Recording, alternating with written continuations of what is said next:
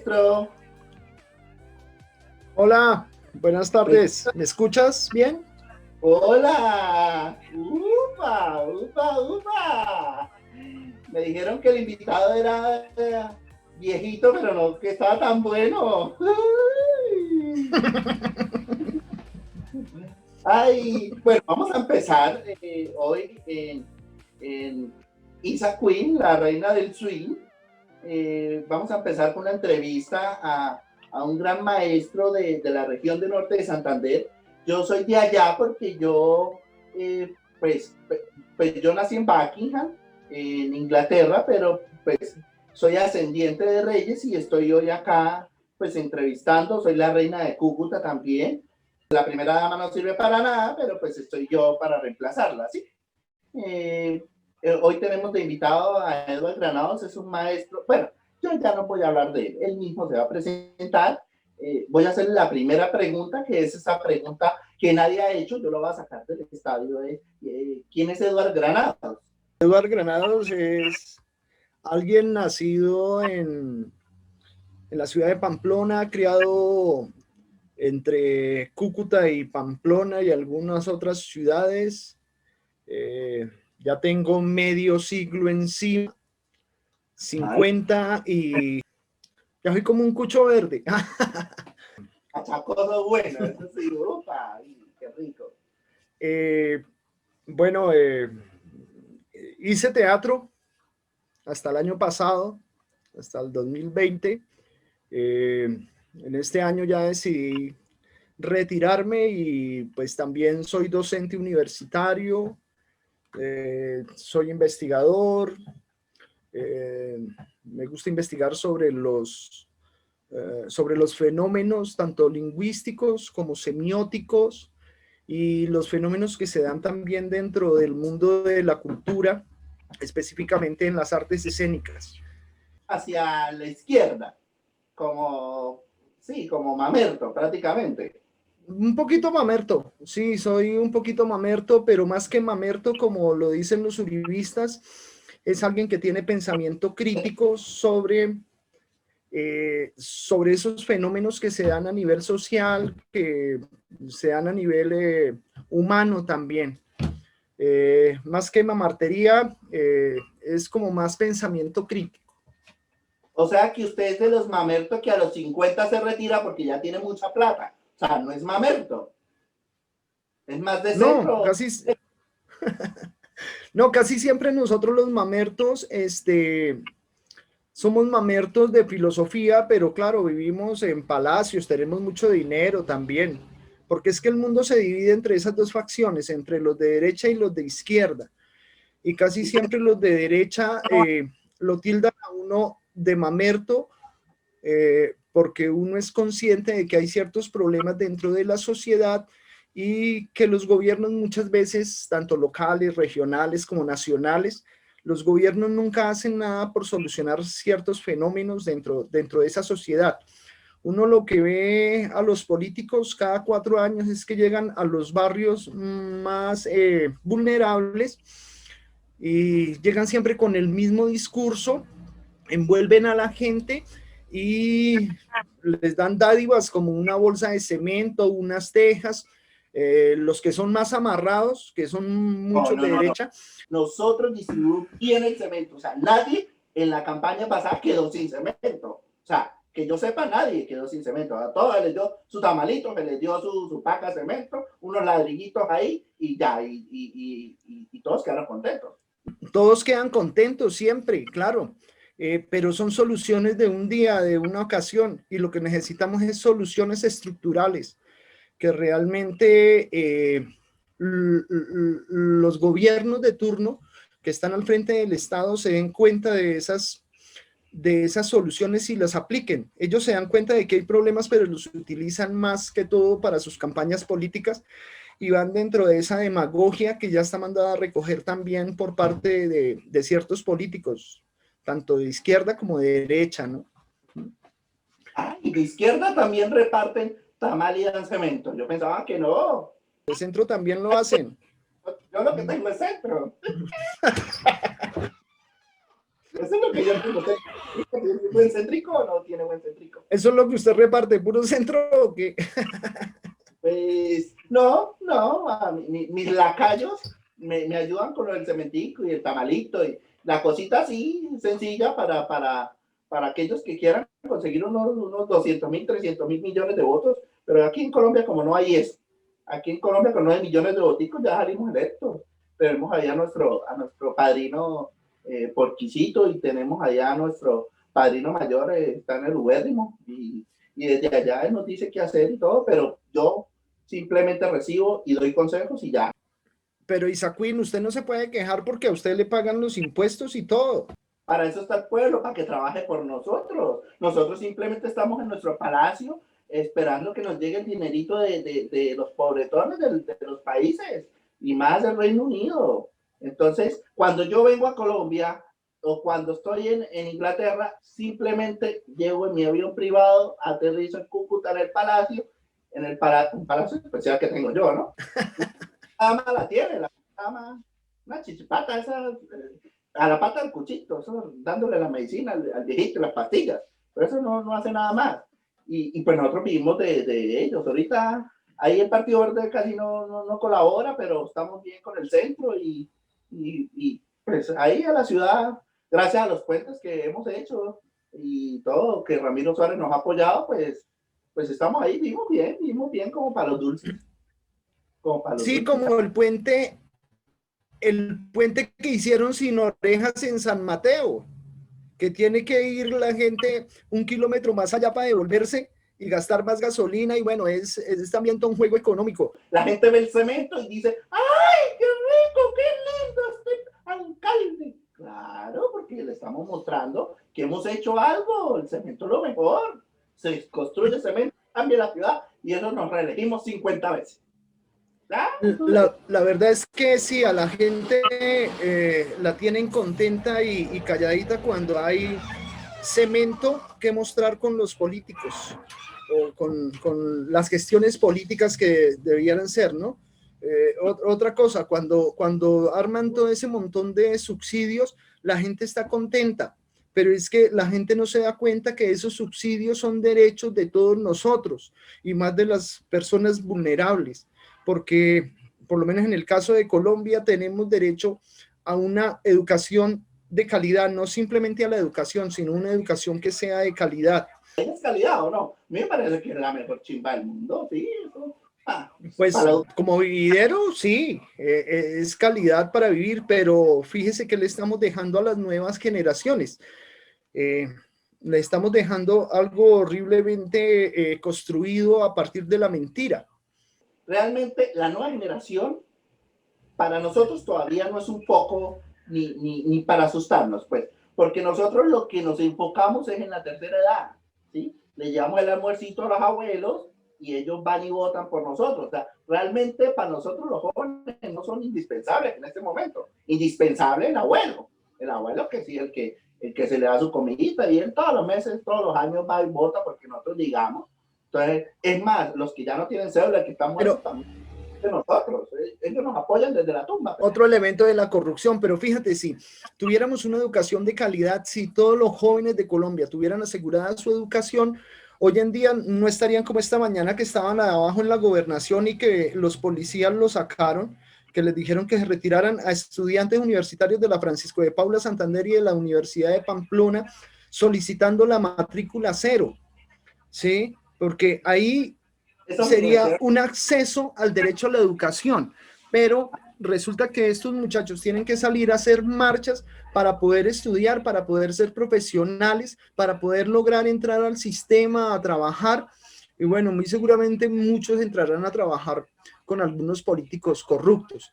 En cuanto a los viejos o a los ancianos o a los de la tercera edad o a los abuelos, como los llaman, ellos ya trabajaron, es necesario que el Estado se haga cargo de los que están en situación de vulnerabilidad.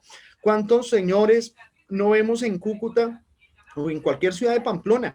¿Cuántos señores no vemos con una carreta con 60, 70, 80, 90 años y vendiendo todavía, caminando todo el día en Cúcuta, por lo menos con ese calor tan tenaz que hace? vendiendo por los barrios, cuando ellos deberían estar gozando ya de una vida apacible, que no tuvieran que estarse, como dice la gente comúnmente, fregándose la vida, ¿cierto?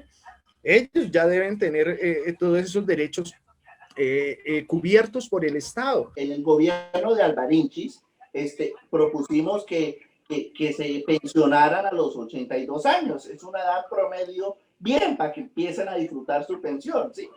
Y no lo quisieron aceptar. Ahora quieren que ya ni tengan pensión. Entonces nosotros luchamos por eso, porque ellos tengan una pensión por 82 años. Y le di el consejo a Alvarinchis, le dije que Alvarinchis, pues, parcero, ¿cómo está usted? Recuerde que tenemos que bajar las pensiones y tenemos que dar a los abuelos algo. Y Alvarinchis me dijo, claro, claro, reina. Él me dice Isa, ¿no? Me dice Isa de confianza. Dice, yo, Isa, claro, claro, mi vida, yo le voy a hacer caso. Eso es lo que él siempre me dice a mí, ¿no? Y prácticamente me hace caso de vez en cuando, ¿no? A veces nosotros los de alta alcurnia somos políglotas, entonces yo a veces le voy a sacar el paisita, que es algo de la tierra de aquí de Colombia, a veces le voy a sacar algo del norte de santanderiano, así, un poco mamerto, pero aunque no lo sea, y de vez en cuando le voy a hablar inglés para que usted pues pueda entender, si como yo sé que usted no sabe, pues puede buscar por Google todo ese poco de traducciones y después vamos a ir charlando frescamente. La Nona es un proyecto artístico que se inicia en el 2005, como, como el proceso que habíamos comenzado en el 2002 con la Universidad de Pamplona, se corta ese proceso y pues la verdad en ese momento yo estuve bastante desanimado con esto de trabajar con las instituciones. Y pues las personas más allegadas a mí, que eran Eduard Carrillo y Jacqueline Maldonado y otros chicos ahí alrededor, eh, decidimos emprender como un proyecto cultural en la ciudad de Pamplona. Revolucionarios, pensando que pueden cambiar el mundo, pues. Bueno, es que, ¿sabes que para hacer revoluciones uno tiene que tener dinero? Porque es que la gente que no tiene acceso o no tiene su vida como definida no puede hacer revoluciones. Eso lo entendieron desde los bolcheviques. Los que hacen la revolución en Rusia no son los pobres, no son los obreros, eran dueños de ciertas empresas y asusaron también a sus empleados y los llevaron a la revolución. Si ustedes ven por lo menos en la guerra que acaba de pasar hace unos años atrás con las FARC, pueden preguntar dónde están los familiares de todas estas personas que estaban en la beligerancia y no están en Colombia y viven en Europa y viven muy bien. Algo que le escuché alguna vez a Ramiro es que para uno poder ayudar a la demás gente, uno tiene que estar bien, ¿sí? Que Ramiro, que fue un alcalde de Cúcuta, si uno está mal, nunca va a poder ayudar a la demás gente. Entonces, los que se hacen en revoluciones son eso, y los que hacen arte también es porque tienen también como su vida definida, porque es muy tenaz empezar uno a crear como un proyecto artístico, pero estar pensando también al mismo tiempo en cómo voy a llevar comida a mi casa, cómo voy a pagar mis facturas, cómo me voy a dar la semana de vacaciones, bueno, toda esta cuestión. Entonces, fíjate que mucha gente hace arte, pero también la haces por el rebusque, ¿no? Que es un poquito como denigrar también al sector artístico. Sí, entonces para hacer revoluciones, para hacer tanto política, también tiene uno que tener dinero. Y para hacer arte, sobre todo en estos países latinoamericanos, tiene uno que tener como su situación definida. Y para poder pensar el 100% en el proyecto que se está gestando. Bueno, tengo aquí una confidencia pues mi profesora me dice que fue que a ustedes los echaron del grupo de teatro de la Universidad de Pamplona. Cuénteme eso, los echaron, se fueron, ¿qué pasó? Bueno, la verdad fue que cortaron El chorro. el contrato que como director yo tenía y pues lógicamente no iba a haber más grupo. Entonces resulta que nos reunimos con estas personas que le comento. eh, Cuando estaba este rector joven, ¿cierto? Alvarito también, ¿no? Jóvenes, Ah, Álvaro González. ah, En ese momento cortan. o sea, él les cortó el chorro, que gonorrea, ¿no? Que, pues, digo de gonorrea para que usted lo entienda, que como gonorrea es como hijueputa, o sea, el man fue un hijueputa con ustedes y los echó, o sea, una gonorrea, pero en sí, yo que soy políglota, el gonorrea es una enfermedad, sino que uno lo toma así como de chévere, pero el man sí fue una gonorrea, entonces el man los echó, prácticamente, ¿cierto? Este, Pues básicamente sí, cortó ahí el contrato de dirección y bueno, pues en ese momento estaba muy apasionado por seguir haciendo teatro pues le comento a estas personas por separado, les voy comentando de que hacíamos, que habían cortado el contrato del director, bueno, y además que habíamos traído muchos premios a la universidad. Quedamos como así, ¿no? Tanto los chicos que hacían teatro allí conmigo en la universidad como yo mismo. En algún momento le comento a Eduard Carrillo que qué vamos a hacer y él me dice, sí, no tenemos por qué hacer teatro con la universidad simplemente. Eh, y pues yo lo vi viable porque también en Colombia muchos de los grupos han salido de procesos de universidades, han sido primeros grupos universitarios y luego emprenden como esa parte profesional de hacer teatro, ¿no? Ahí tenemos ejemplo, La Candelaria, que fue primero un grupo cultural de la Casa de la Cultura y luego pasó a ser profesional. Muchos de los grupos así, élites de aquí de Colombia también han pasado por esa situación. En aquel momento no era consciente de todo este proceso, ¿no? Pero ahora con esta edad que tengo, pues ya sé cómo es el proceso de cómo se van configurando los grupos. Convenios con instituciones, convenios con secretarías, convenios con el ministerio para pagarle una chichipata a los actores, a los artistas y al final terminar haciendo todo por el mismo amor de siempre. Pues afortunadamente en ese proceso de construcción de la nona estaba Jacqueline, que había venido haciendo la gestión tanto del grupo de la universidad como en algunos proyectos particulares que ella llevaba también a nivel artístico. En este sentido, pues ella entró en el nuevo grupo, La Nona entró como productora del grupo, ¿sí? A gestionar muchas cosas, porque la verdad yo no tengo la paciencia para estar una hora esperando a un político de esos corruptillos que esté ahí para plantearle esto, para decirle apóyenos. Nunca he tenido paciencia para eso. Pero estaba Jacqueline, ella asumió la producción y ella era la que hacía los lobbies y toda esta cuestión. La Sí, chivita. porque básicamente los grupos, los colectivos, es un trabajo en equipo, ¿no? Donde cada uno tiene unos talentos y cada uno pues va enriqueciendo esos procesos a partir de esos talentos.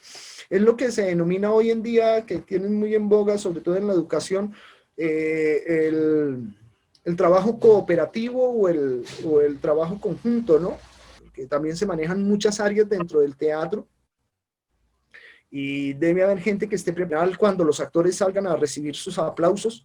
El público se los dé con muchas ganas. Casi nunca el director aplaude. El director es lo peor, es lo malo, es bueno. Si la obra es buena, le gustó al público, le llegó al corazón al público, los actores son como una característica del director, ¿no? El personaje ausente siempre es el director porque nunca aparece, pero es el que concibe muchas cosas en su cabeza para que los espectáculos salgan con cierta calidad, ¿no? No todos los directores tienen como ese sentido, ¿no? Eh, porque dirigir no es simplemente entregar un libreto y decir mueva hacia aquí, mueva hacia allá, haga así, haga así. Son muchas cosas las que van implícitas allí. La iluminación, la musicalización, el tráfico en escena, la misma interpretación verbal, la interpretación corporal de cada uno de los actores con su personaje, la promoción, la preproducción, que es conseguir los vestuarios, cómo vestir, cómo peinar, cómo maquillar, cómo calzar a esos personajes para que se vean en escena estéticamente bien. Y luego la postproducción, que es tratar de vender o de comercializar ese producto artístico generado a través de todo un proceso. Todo lo que me ha dicho, ¿qué produce plata? No veo que nada produzca, o sea, ¿qué nos va a dar de comer? O sea, ¿qué nos va a hacer luchar? ¿Qué contrato hay ahí para que hagamos? Porque lo veo como seco, lo veo como que eso no da sino para llenar el corazón y el bolsillo, ¿quién lo llena? Sí, precisamente, bueno, ese es el problema que tenemos con los artistas en Colombia y sobre todo se evidenció mucho más en la pandemia, eh, puesto que por lo general el artista en Colombia, el artista que no es conocido, no los de la televisión, no, sino los artistas que viven en los parques haciendo sus presentaciones, que viven en los semáforos, ellos viven el día a día, ellos lo toman como un rebusque. Y los proyectos serios deben tener un auspicio mucho mayor. Y digo los proyectos serios cuando uno tiene una sede, cuando uno tiene todo un proceso que ha sido validado en festivales. Yo no creo ya en el cuentico ese de que el aplauso es el pago del artista. No, al artista hay que pagarle, porque es una profesión tan digna como ser político, ¿sí? Pero hay que pagarle siempre por cualquier cosa. Pero dentro del imaginario de las personas está que al artista, y bueno, eso es también debido a ciertos artistas que van y cambian su trabajo por comida, quedándoles de comer, ya listo, con eso es. Y los ponen a esperar 3, 4 horas para presentarse.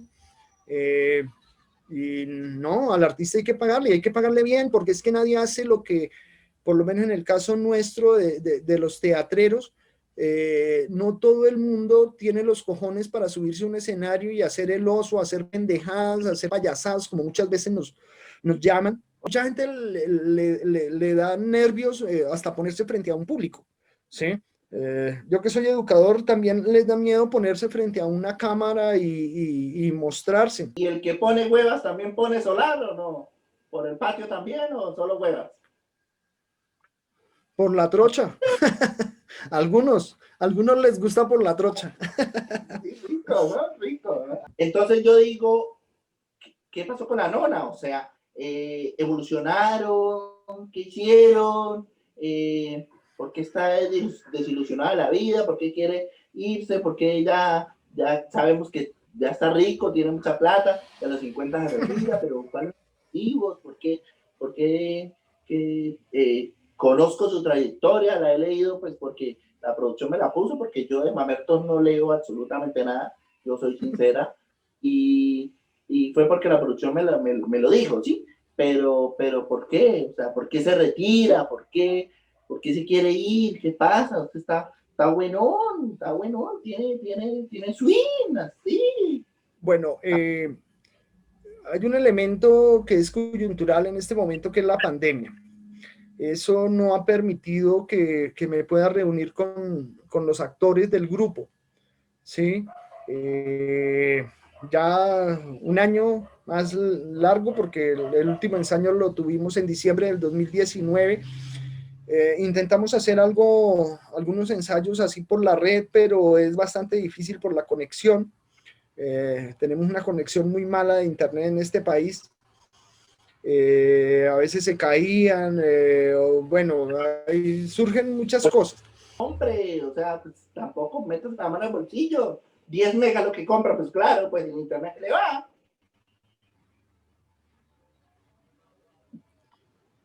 ¿Sí? Comprar o no comprar. El problema es de que la conexión es mala, en cualquier lado es mala, ¿sí? Creo que el único lugar donde es muy buena la conexión es en Bogotá, y eso en ciertas partes de Bogotá, pero en el resto del país la conexión a internet es horriblemente pésima. Esperemos que cuando implementen el 5G de pronto se mejore la conexión. Bueno, pero ese es otro tema. Y con la nona seguimos haciendo, bueno, comenzamos con un trabajo que traíamos de la universidad que se llamaba Las Vacantes, un clásico griego de Eurípides, y ese clásico era muy lindo porque en ese principio la nona, los que estaban allí sentían la pasión por el teatro. De hecho, para ese montaje se hicieron las máscaras, los vestuarios. En aquel momento trabajaba mucho las escenografías y los vestuarios a través del reciclaje. Y era como reingeniar los vestuarios y algunos elementos para los personajes. Las máscaras las hicimos, cada uno de los actores puso ahí su corazón en estas máscaras de este montaje. Y allí comenzamos con Las Vacantes en el 2005 haciendo presentaciones. De hecho, pues en un festival nacional... donde más chuparon, me dijeron por ahí donde más chuparon, yo no sé qué chuparían, pero chupaban mucho, ¿sí? Sí. Que el dios Baco se aparecía y los emborrachaba prácticamente. Lo que pasa es que como director siempre trato de adoptar una postura de acuerdo a la tendencia del texto que yo escoja. Por lo menos cuando monté HK 111 me volví nadaísta también. Y me importaba verga, como dicen ahora los jóvenes, lo que pasara. Y si no les gustaba, pues de hecho mi objetivo era que los espectadores nunca vieran la obra, que vieran el prólogo nomás, porque tenía un prólogo donde regañaba a los espectadores, y si hubieran sido inteligentes no se hubieran quedado viendo la obra, sino se hubieran ido. Yo no vengo a teatro para que me regañen, ¿sí? Yo vengo a divertirme, a mascar chicle, a comer chitos, a darle un besito a la novia. ¿Para qué me voy a poner yo a prestarle atención a una parranda de locos que están en un escenario maquillados, ¿sí? Contándome una historia? Y eso es lo que básicamente se les decía, y mi objetivo era que se fueran. A mí no me importaba que la gente viera esa obra, como esa forma del nadaísmo. Y entonces aquí con la obra de Las Vacantes, pues es la única obra escrita donde se menciona a Dionisos, que es el dios del vino, de la vendimia en la cultura griega. Y pues lógicamente, siendo el dios del vino y del teatro, pues había que echar chorro, ¿no? Y que en ese momento pues tomábamos puro vino también todos, ¿no? Era como la bebida oficial del grupo, vino para acá, vino para allá. ¿Qué es vino? Disculpe. ¿Cómo? ¿Qué es vino? ¿Vino qué es? ¿Eso qué es? Vino, un tinto, como dicen los españoles. ¿Sí? Tinto no conozco, café colombiano, pero vino no. Yo puro whisky, entonces no sé qué es vino. No, a mí el whisky no me gusta porque lo siento al buque, lo siento muy fuerte. Yo veo a alguien así como tú y me enamoro rápido y empieza a funcionar el centro y el otro centro y así.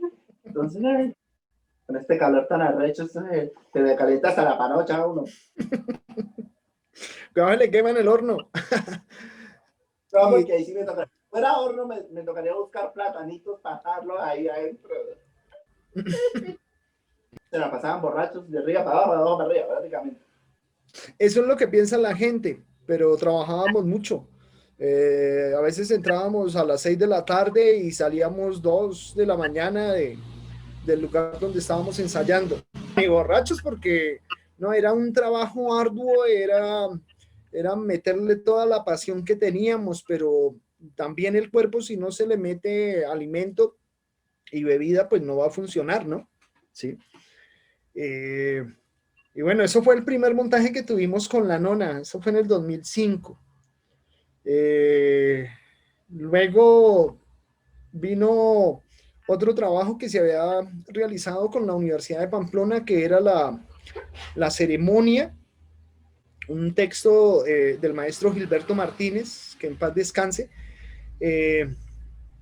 Y bueno, en primera instancia se montó con unos actores y cuando tuvimos la nona, pues ya se hizo otra puesta en escena diferente, porque en la universidad lo planteamos como un monólogo y en la nona ya hicimos una adaptación de la puesta, para la puesta en escena con varios actores. Y pues Jacqueline Maldonado asumió el papel de Angelina Bianchini, que era una chica de alta alcurnia que Buenísima, Angelina. Claro, si es de alta alcurnia de los Bianchini prácticamente, ¿no? sí es alguien de mucha alcurnia de Italia.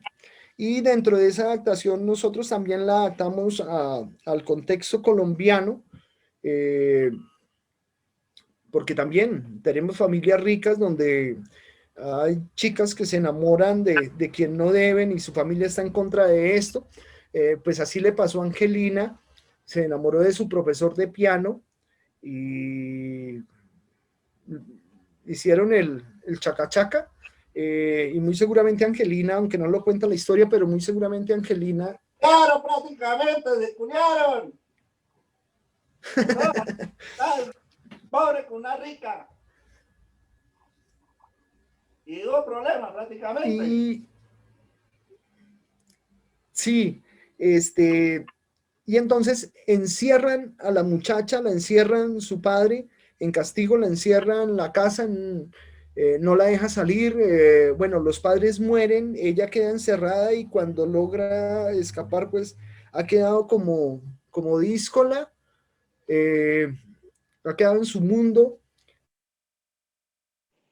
y como no sabe hacer nada, no sabe ni siquiera todo el montón de propiedades que tiene, toda la riqueza que tiene, pues ella se convierte en recicladora.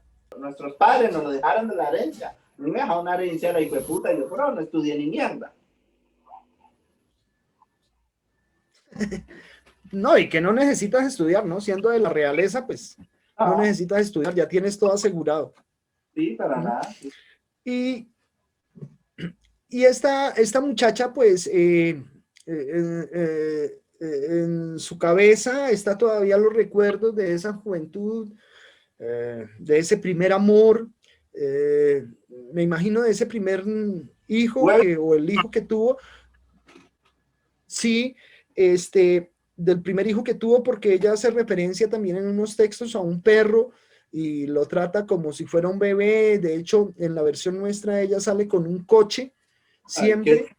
mira, déjame decirte que qué ternura, porque yo, o sea, yo también tengo, yo tengo varios perritos y soy amante de los animales. Incluso tengo un perrito que se llama Barito, pero pues de cariño le decimos Satanás, ¿no? Y él está enfermo allá en la costa, Montería, y allá lo tenemos donde unos conocidos. Entonces, Satanás está allá en el ubérrimo y esa es mi pasión también, los animales. Y eso, por eso compaginamos mucho, Angelina, ¿sí ves? La realeza. ¿Ah? Claro, tienes el perrito allá donde dices y está comiendo a costillas de los colombianos.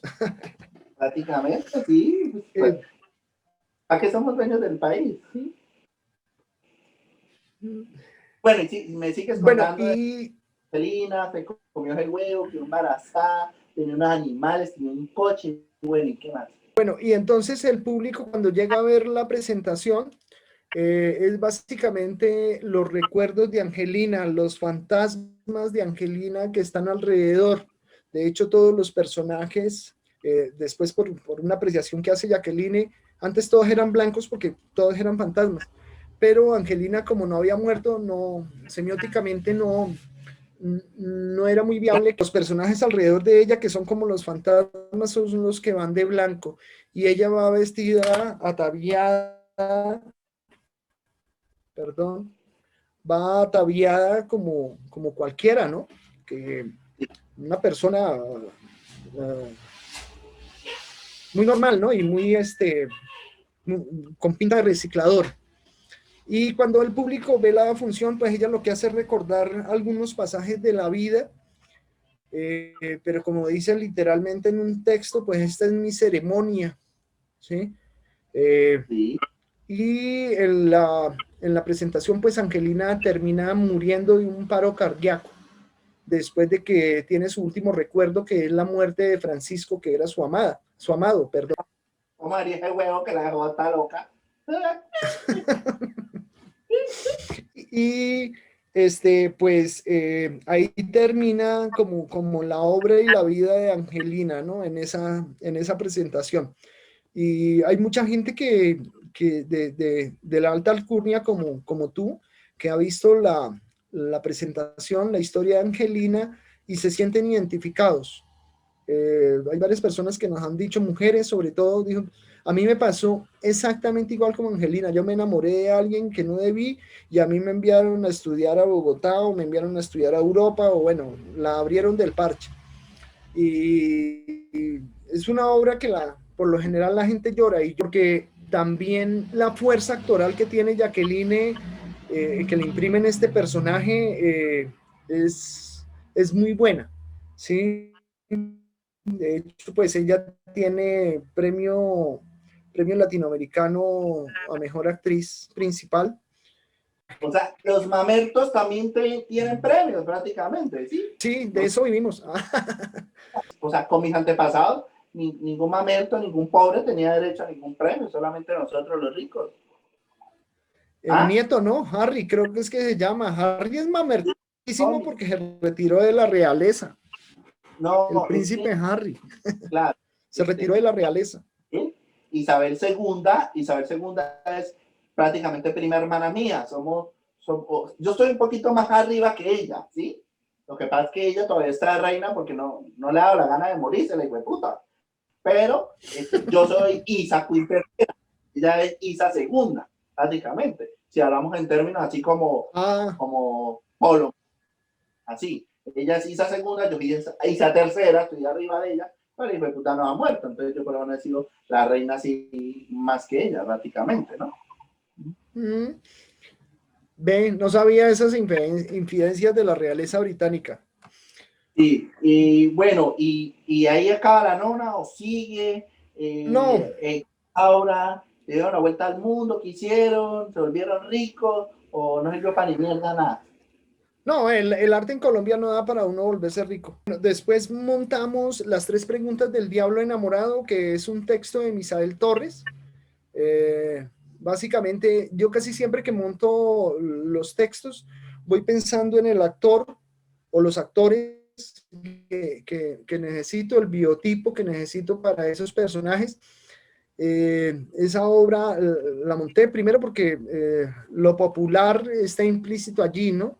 El lenguaje del carnaval, el lenguaje de las fiestas populares. Hay muchos personajes, Misael sabe integrar muy bien en esta obra esos personajes del imaginario colectivo de varias latitudes de Colombia.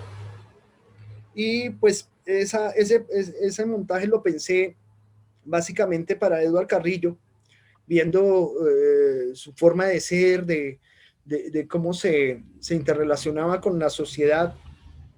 Entonces decido montar las tres preguntas del diablo enamorado. Pues me dice que el más guapo de todos, ¿no? El más lindo de todos de los que usted tenía ahí, ¿no? Sí, de hecho, a mí me encanta tener gente simpática en la escena, porque No, primero me llama. pero usted le gana, usted es un cucho bueno, usted le gana, canocito, todo rico, mire, uy, cosa buena. ¿Eh? No, no, y es que la estética también allí dentro del escenario, ¿no?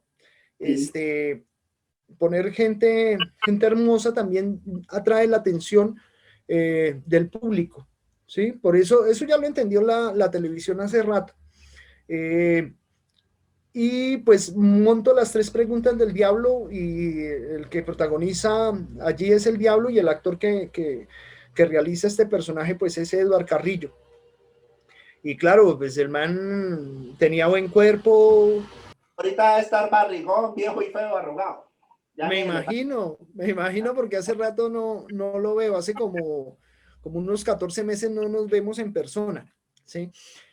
Este, y bueno, y como era también, había rumba, había música en vivo, este, me servía, ¿no? Esta cuestión para este montaje. Con esa obra también recorrimos muchas partes de Colombia, viajamos mucho.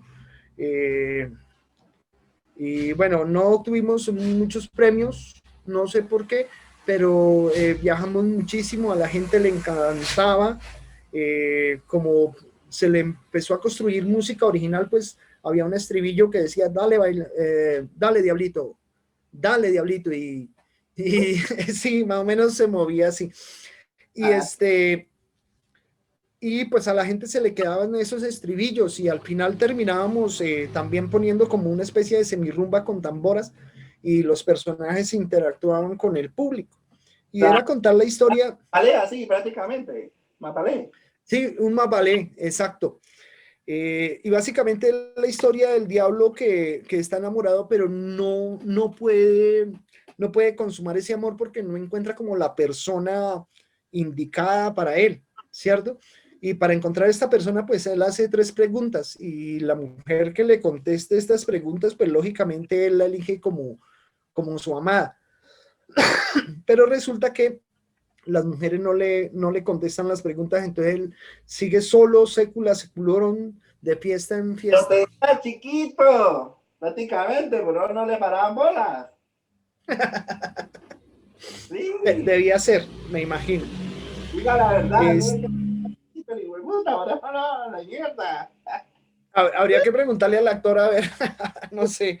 Eh, este, y bueno, luego montamos, bueno, luego escribo eh, la necesidad de escribir ya producciones nuestras del grupo.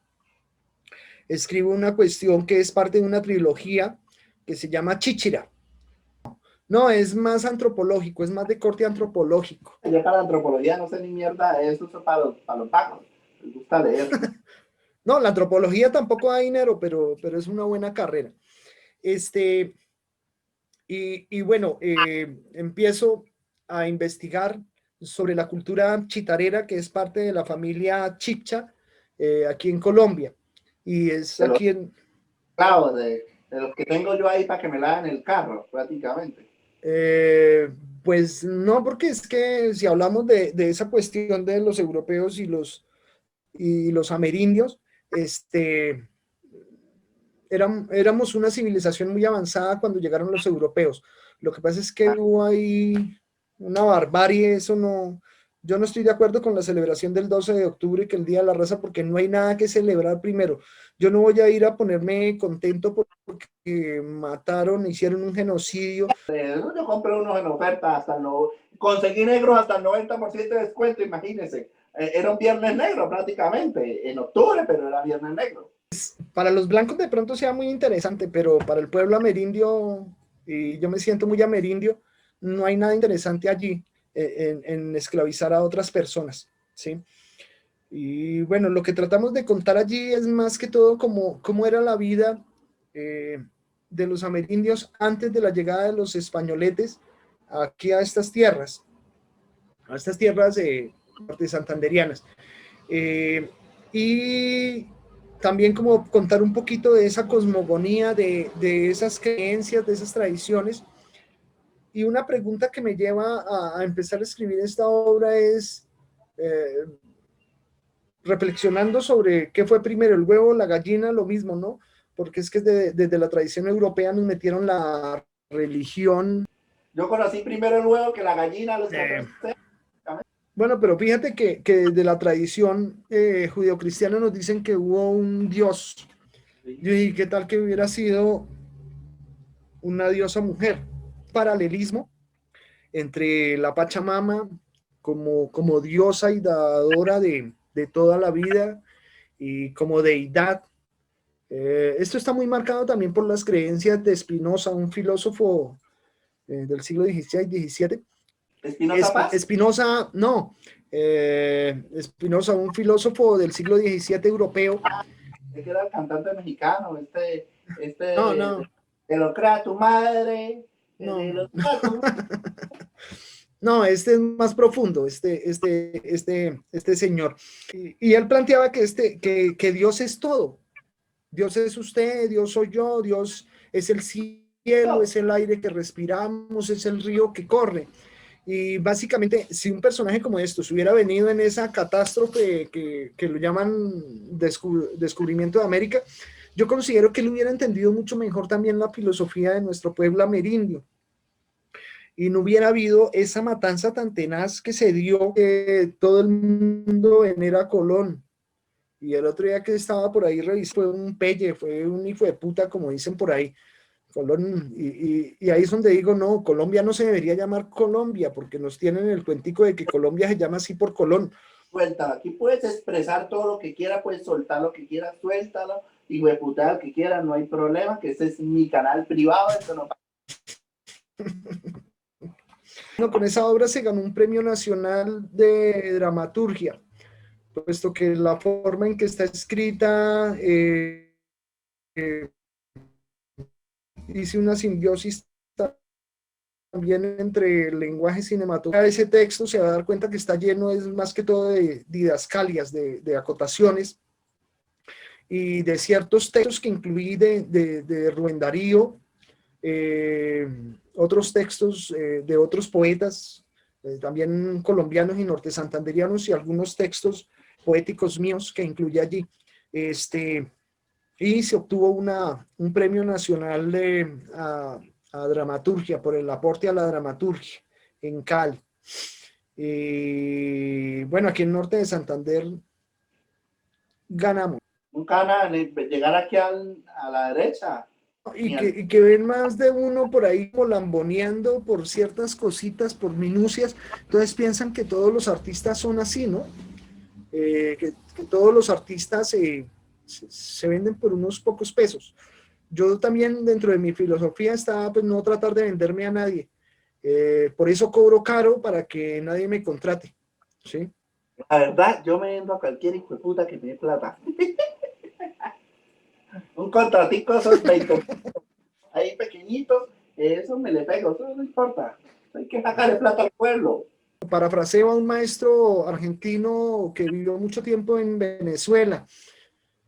Allí en su sede dice, el arte para el pueblo es un derecho, para, para el Estado, para el gobierno es una imposición y para el artista es un deber. Es decir, así como tenemos derecho a salud, a pensión, a comer, a divertirnos, también tenemos derecho a las manifestaciones artísticas que he hecho, pues los artistas somos los que le mostramos cómo es este mundo, ¿no? A la gente. Y básicamente en el teatro lo que mostramos es cómo es el ser humano, cómo es de bajo, cómo es de pelle, con sus emociones, con lo que siente el ser humano. Y eso no lo hemos hecho nosotros solamente, sino en toda la historia del teatro, desde Eurípides se comenzó a hacer esto, de mostrar cómo era la bajeza del ser humano en todos sus sentidos. Y bueno, en el recorrido de la historia del teatro, pues también muchas personas lo han hecho, ¿no? El mismo William Shakespeare. Yo he trabajado el arte desde esa concepción. Como me di cuenta que no me daba dinero, pues, y de hecho, pues nunca he vivido del arte, he vivido más que todo de la docencia. No, pues a nivel económico no es el interés mío hacer dinero, ¿no? Si fuera por hacer dinero, tendría una fábrica de pasteles, de zapatos, ¿no? De alguna cosa que dé dinero. Para mí lo más importante es como crear una conciencia en los espectadores cuando van a ver los espectáculos que armo con la nona. Yeah. Que haya una reflexión de sus realidades, es lo que me gusta, ¿no? A mí no me gusta ese teatro de que la gente vaya a reír simplemente, de que vaya a ver mujeres con poca ropa y me gusta es que mis espectadores, no, pero sí más adelante algún día se acordarán y van a empezar a reflexionar sobre eso que alguna vez se les mostró con la nona. Básicamente es como crear una conciencia en el pueblo a través del teatro también, ¿no? El marido que le da cantaleta y va uno al teatro a que le pongan a reflexionar, man, porque fuera yoga, alguna mierda esa. Pues yo voy a reírme y a comer crispetas. Entonces en Cúcuta, pues, tienen el Teatro Zulima, ¿no? Que allá van muchos stand-up comedy a sacarlos de la rutina al público. Sí. Pero hay otro tipo de arte que es más como comprometido con esa realidad social. Yo iré allá al Teatro de Lima, que es donde están los ricos, donde pobres no voy, ¿para qué? Sí, yo simplemente le mando a los lacayos unas pláticas ahí para los votos y chao. Bueno, faltó también la ventana indiscreta, que fue algo que hicimos para crear conciencia en las mujeres de cierto grupo social. Esa, Para que, de que hablaron, me dijeron que era una obra buenísima, cómo se le educaba a la esposa de uno correctamente. Esa sí me dijeron que era buenísima. no, ahí el cuento es crear conciencia en las mujeres de que no son objeto, sino son sujeto, porque los objetos no tienen derechos, en cambio los sujetos sí tienen derechos. Entonces es como crear conciencia en la mujer, en ciertas esferas.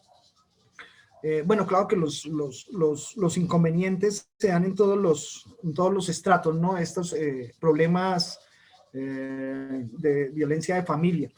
Pero era básicamente educar a las mujeres para que crearan conciencia sobre sus derechos como sujetos, ¿sí? Y esa la trabajamos en técnica de mimo clown. Es una obra muy colorida, tiene muchos gags cómicos. Se trabaja también bajo la técnica del teatro del oprimido de Augusto Boal.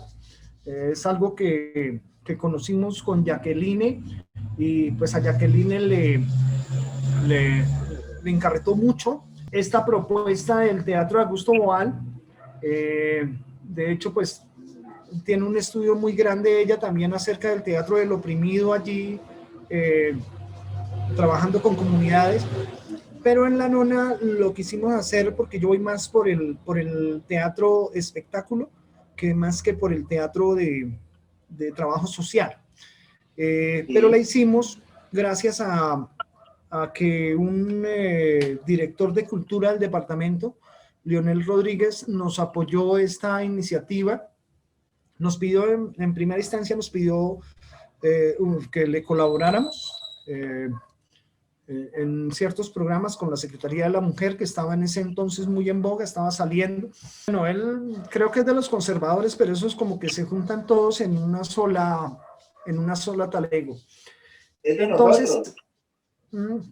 Cuota, él, cuota de nosotros, prácticamente. no, él nos pide que le colaboremos. Por eso en muchos colegios, chicos que llegan con inquietudes artísticas, los tildan de locos. Bueno, a mí siempre me han tildado de loco desde que estaba en el colegio. No les prestan mucha atención y no les desarrollan esos talentos, ¿cierto? Lo mismo pasa a nivel estatal. Dentro de las artes, lo primero está la música, luego viene la literatura, luego viene, bueno, y a propósito de la música, el Innombrable lo supo hacer muy bien porque montó un plan nacional de música, porque es que yo lo entiendo porque la música aplaca fieras, pero en el teatro lo que hacemos es como sublevar. Alborotar.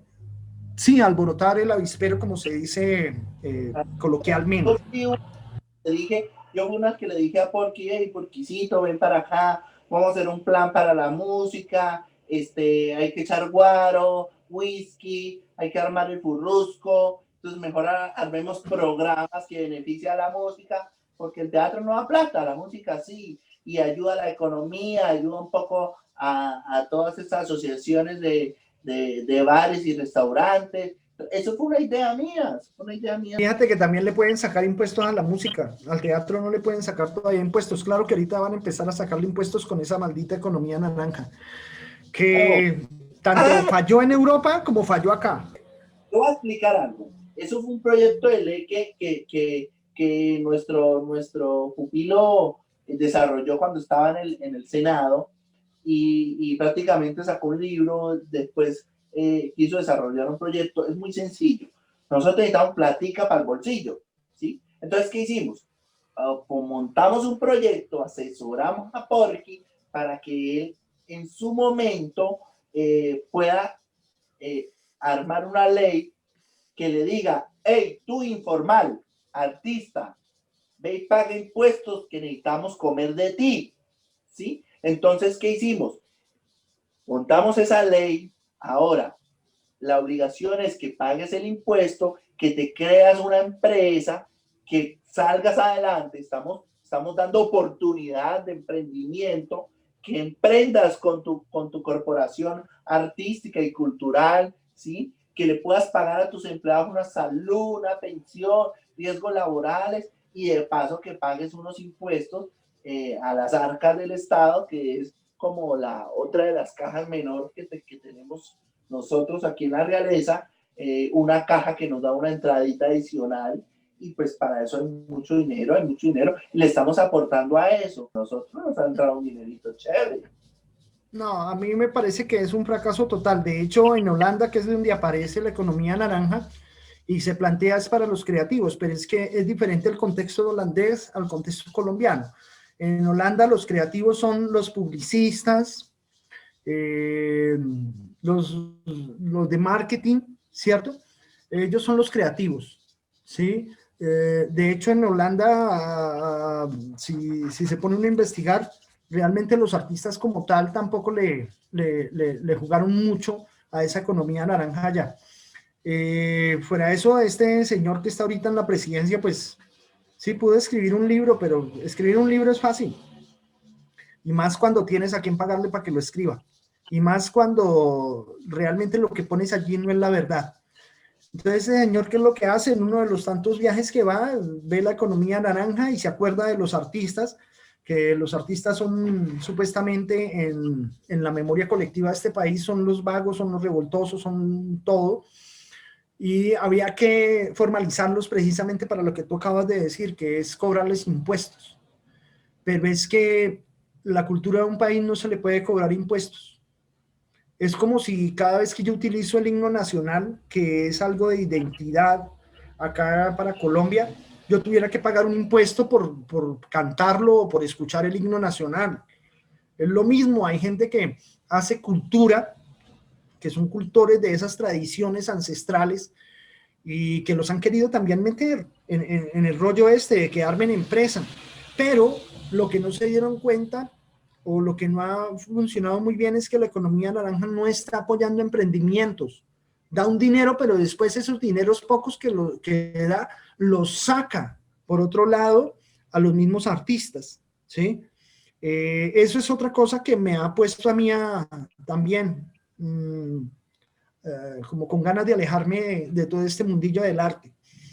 Y otro elemento, pues, es que hay muchos artistas que defienden mucho la economía naranja. Y cuando empiezo a analizarlos, pues no me llenan sus argumentos. Ir con la corriente, que en contra de la corriente. No, se puede ir paralelo a la corriente. Yo siempre para navegar no tengo que irme por un río o meterme al río. Puedo ir al lado del río caminando más despacio, pero haciendo las cosas bien. Y de hecho, te lo digo, esa economía en Holanda, que ya lleva como 10 años, fracasó. Están los artistas también súper enojadísimos con esa economía naranja, porque ni siquiera les dio resultado cobrarle impuesto a la gente. Los únicos que pudieron pagar impuestos fueron las agencias de publicidad, las agencias de marketing, pero el artista como tal, no porque, y menos en una sociedad como esta que nos ven a los artistas como lo más bajo, como lo más vago, como, bueno, todo lo peor. A la gente aquí en Colombia no le gusta pagar por ir a ver un buen espectáculo. Pero sí pagan 30.000, 50.000, 100.000 pesos por ir a ver a alguien que aparece en la televisión, que wow, son super ídolos, son dioses, entonces hay que ir a verlo. Y si me hace reír, mucho mejor. Ah, claro. Eh, pero realmente cuando uno les habla de esa idiosincrasia a través de la cultura, a la gente también le da mamera. Fíjate, la música andina colombiana. ¿Mm? Prefieren bailar más reggaetón que ir a escuchar un concierto de bambucos, de guabinas, de torbellinos. Y tenemos muy buenos músicos en el norte de Santander y en Colombia. Yo prefiero cambiar de tema, se vuelve harto y no. Bueno, cambiemos ya toda esta cosa del arte, ya toda la cosa, porque le metió política y nos aburrimos, está yendo en contra de nosotros.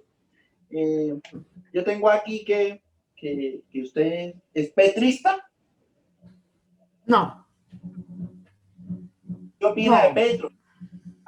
¿Quién va a ser el nuevo presidente el otro año? Esperemos que sea alguien que le sirva al país. Petro es una persona inteligentísima. Yo creo que es de los más inteligentes que hay en este momento en este país. Lo que pasa es que todo el mundo lo ataca porque decidió estar en el otro costado, ¿sí? Decidió hacer el contrafuerte. Pero no soy petrista. Me gustan algunas ideas de Petro, pero en este momento yo considero que es una de las mejores opciones que tiene Colombia para que se trate de arreglar esto, para que, como el movimiento de él que lo llama humana, Colombia se vuelva un poquito más humana, porque es que no es solamente el cemento. Bueno, claro que es que con el cemento los políticos pueden hacer muchos serruchos, ¿cierto? Pero hay otras cosas. Fíjate que en las alcaldías, por lo menos en Bogotá, que ha tenido la oportunidad de tener varias personas del Partido Verde, que ya se Sí. están apichando también ese partido, pero fíjate que muchos de esos gobiernos apostaron por lo social, ¿sí? Fíjate que se crearon unos megacolegios para que hubiera más acceso a la educación de las familias vulnerables. Se les empezó a dar alimento a los viejitos que estaban olvidados, ¿cierto? Ley del centro democrático. Esa es una ley que lo hemos impuesto a nosotros. Dale de comer a esos viejos de puta cacrecos para que puedan votar por nosotros. O sea, Peñalosa lo que se dedicó fue a poner cemento. Impopular, pero serruchador también. Y fíjate cómo está Cúcuta en este momento también con el gobierno que está en el Partido Verde. ¿Sí? Las calles están llevadas. Eso es lo que le importa a la gente, que no haya huecos en las calles. Los repuestos del Mercedes que yo tengo cuestan un platal para mandar a arreglar el amortiguador, las llantas. Nosotros le decimos, hey, cucho cacreco, viejito, reparche las calles, no está haciendo ni mierda y todo eso. ¿Sí? Entonces, teníamos que haber montado era al de nosotros. No pudimos realmente contra ese megáfono y los mamertos, pero ahí vamos, ahí Pero vamos. fíjate, eso es lo que le importa a la clase alta, el cemento, pero es que los pobres no tenemos carro. ¿Sí? Nosotros andamos a pie. Yo en estos días me ponía a mirar la montaña en tiempos de lluvia, diciembre más o menos, y se veían todo ese poco de casas derrumbarse. Yo decía, que muchos brutos, ¿para qué se van a vivir allá en una invasión? ¿Por qué no se van a vivir allá atrás del éxito? O sea, se desarmó la casa, problema de ellos prácticamente, por bruto, ¿para qué se van a vivir allá? Vayan a vivir en un lugar bonito, ¿sí? Entonces, si no tienen carro, ¿por qué no compran carro entonces? Es una lógica, ¿sí? Eso me lo enseñó mi compadre Uribito y pues por lo menos nosotros el otro año lanzado completamente a mi dejado Tomasito tiene que ser el presidente. Tomasito Uribe es el mejor, ya lo vas a ver. No, pero bueno, ahí son otros contextos. Pero es que el 20% de la población colombiana tiene acceso a muchas cosas, pero el 80% no tiene ni siquiera muchas veces acceso a la vida, ¿sí?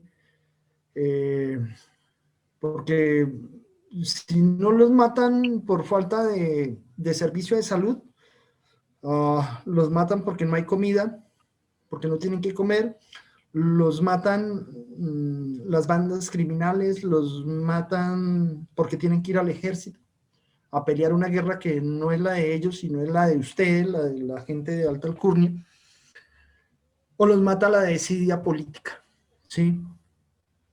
Por eso te vuelvo a poner en contexto en Cúcuta. Eh, todas esas personas que se ven, que salen a trabajar es porque lo necesitan. Los que no salen a trabajar es porque tienen dinero, ¿sí? Pero hay mucha persona que vive al día a día y ellos tienen que salir y enfrentarse al coronavirus. Y fuera de eso después llegan las... Pero porque el gobierno, teniendo tanto dinero, y ya lo demostramos en el 2020 que hay mucho dinero para que se le dé a la gente y mantenerla resguardada. Ese dinero que se le puede dar a la gente puede activar la economía del país, pero no ponerlos a arriesgarlos. Claro que, bueno, si empezamos a hablar a nivel mundial también esa pandemia es básicamente Claro, para matar mucha gente. sí, yo por lo menos en mi concepto cuando Santo Domingo y Ardila Lule llegaron a mi puerta a tocar, yo les dije, amigos míos, tenemos que reactivar la economía, no podemos dejar que los bancos se quiebren, las grandes empresas, las hidroeléctricas que no hemos podido vender, pues necesitamos que se llenen de platica. Eh, Ecopetrol y pues muchas empresas que tenemos ya en la bolsa moviendo que se iban abajo por la pandemia. Mandemos a todos esos borregos a la calle, mandemos a trabajar a los obreros, a unos lacayos que teníamos ahí y que nos llenen los bolsillos y nosotros estamos viendo Netflix aquí en la casa. Eso es algo así como muy práctico para la economía. Necesitamos reactivar y ya no vamos a cerrar, ya por quisito le dijimos por quisito, no vamos a cerrar, necesitamos que entre plata a los bancos, lo mismo que pudimos hacer con el día sin IVA. O sea, si no era pasando tarjeta de crédito, no era. Entonces, las oportunidades se dieron, ya que si tú no tuviste una tarjeta de crédito para ir a hacer tus compras, ya ahí sí de malas, y ahí sí escogiste el lado equivocado que fue la izquierda, porque no está en la derecha. Sí, pero dimos oportunidades, ya problema tuyo si no tienes una tarjeta con que ir a comprar y tenemos beneficios para no cobrarte de todo. No, Hemos hecho estas cosas realmente para el beneficio del pueblo que ustedes nunca lo van a entender y realmente ya no vamos a cerrar. Ya los que se mueren, que se mueran y yo por lo menos no me voy a morir todavía y Isabel II tampoco, ya le dio COVID. pero yo creo que el problema no es ser de derecha o de izquierda, es que el problema es que el dinero está en unos pocos, sean de derecha o de izquierda, están unos pocos. Y el gran conglomerado de habitantes no tiene dinero, ¿sí? Ya por ahí que en estos días atrás veía que ya hay familias otra vez volviendo a sacar el trapo rojo, porque realmente no tienen que comer, ¿cierto? Entonces les pregunto, ¿los van a dejar morir de inanición? ¿Los van a dejar morir de hambre? Es la pregunta, ¿no? ¿O qué va a hacer el gobierno? Y ojalá, bueno, yo de algo sí estoy seguro, que en el 2022 vamos a tener un día sin IVA. El 7 de agosto del 2022, no, vamos a tener el primer día sin IVA. Y de hecho hemos tenido ya 2 años, más de 2 años sin IVA, sin IVA. Y esperemos que el 7 de agosto del 22 ya tengamos el último día sin IVA. Estás muy equivocado, pero bueno, estás muy equivocado. Edward, ¿y tu vida? ¿Tienes esposa, hijos? ¿Eres gay, de esposo? No sé, hijos adoptados, no sé, cuéntame de tu vida más íntima, de tu transcurrir. Bueno, por lo general no me gusta opinar de mi vida personal, no me gusta contar muchas cosas de mi vida personal. Sí, claro, tengo una familia, ya mis hijos están grandes, soy hasta abuelo, tengo nietos, nietas, perdón. Ufa. Y con esto lo mejor es no tener hijos, para no dejar nada para cuando esto se vuelva maturo.